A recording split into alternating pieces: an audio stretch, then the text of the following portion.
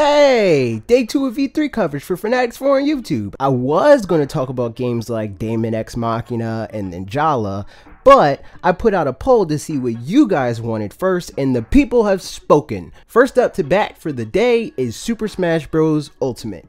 Nintendo is a company with a lot of conflicting interests. The only thing that whatever they make or announce will guarantee is that a large portion of their audience will wish they did something else. Making Nintendo content for this channel has taught me that. Just yesterday, in the comments section of my Super Mario Party video, which you all should go watch after this, there are people that love the new Mario Party and are hoping against hope for online play. And then there are idiots that love Mario Party 9 and 10 and don't want online play.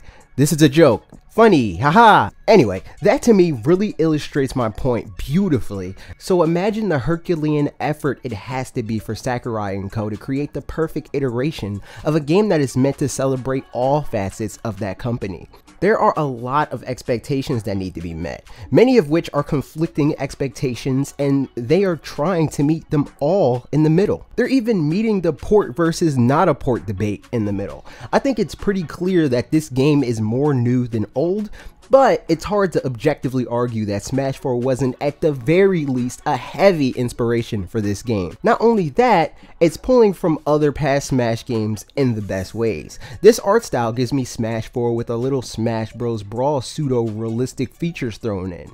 The game's pacing got kicked up a notch to be a little bit more Melee-esque. The characters' faces are a lot more expressive, and I would say reminiscent of the more playful and flippant nature of the original Smash Bros. Game. And I think that's the perfect approach for this game. It has a sense of finality to it. It's truly shaping up to be the ultimate Smash Bros. Game.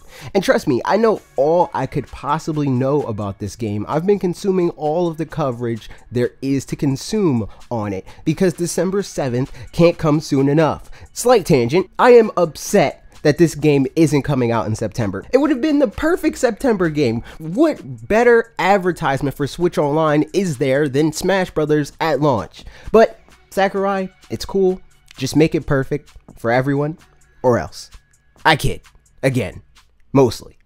No, I kid. It's fine. As I said at the top of this video, it's pretty much impossible to make this game the game for everyone. There will always be the down with the ship Melee players, but this game is making an honest attempt to please even them, which I think proves that Sakurai knows the whole of Smash's user base pretty well. He knows that not everyone wants a purely competitive Omega mode only all items off 1v1 experience. Those people may not be as vocal as the ones that do, but at the end of the day, if we're being generous to the competitive players, those people that don't want that are at least half of the current player base. More likely than not, far more than half, but I digress. We're getting every single character back into this game. Even Pichu. They're making short hops simple to perform. They're working to bring Miis to online play. That's as casual friendly as it gets. On the same token, they're making a ton of competitive friendly changes too.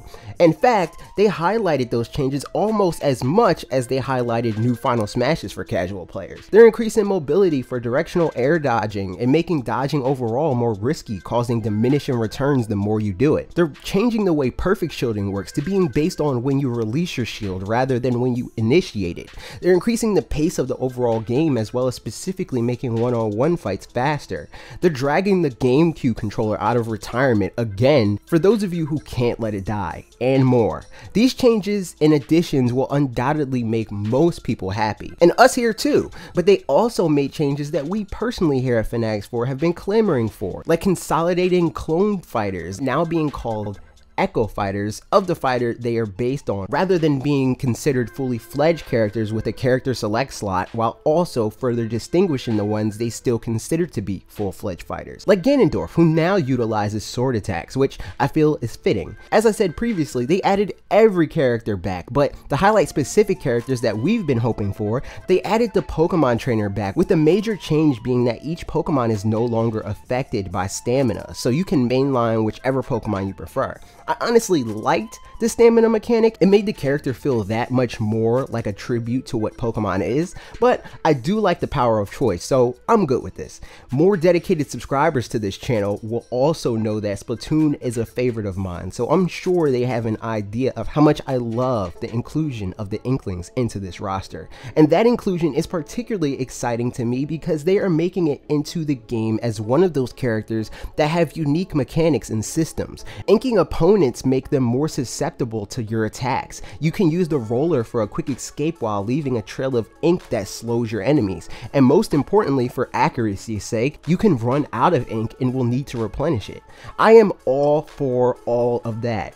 As I said, I am looking forward to the Pokemon Trainer, but I am the type to use a lot of different fighters on a pretty regular basis rather than largely sticking to one. But the Inkling will be a major part of my rotating cast of personal fighters in Super Smash Bros. Ultimate. And I can't speak for Logan entirely, there will be a video up with his thoughts on this game soon enough, but what I do know is they added Wolf back in so Logan can stop stealing Fox from me and go back to his main from Brawl. I'm sure we'll talk about even more personal thoughts even sooner than that on Smash during this week's episode of our weekly Nintendo gaming podcast directly to you, as well as the rest of E3. So subscribe for that. All in all, this is definitely a Smash Bros. Game with an accurate name at the very least. December 7th, as I said, cannot come soon enough. But those are my thoughts. What do you think about Super Smash Bros. Ultimate? Is it what you wanted? Are you going to be picking it up at launch? Let me know that and more in the comments down below. Liking the discussion, like the video, and share with a friend that's been waiting for a Smash Bros. Game to come to Switch. Looking for talk on more Switch games to play or more E3 hype to indulge in? Check out our site fanatixfour.com for a ton more E3 coverage, and if you haven't already, make sure to subscribe and ring the bell to be notified of new videos like this every Tuesday and Thursday and the rest of the week as soon as we can get it out. Okay, that's it for me. See you when I see you.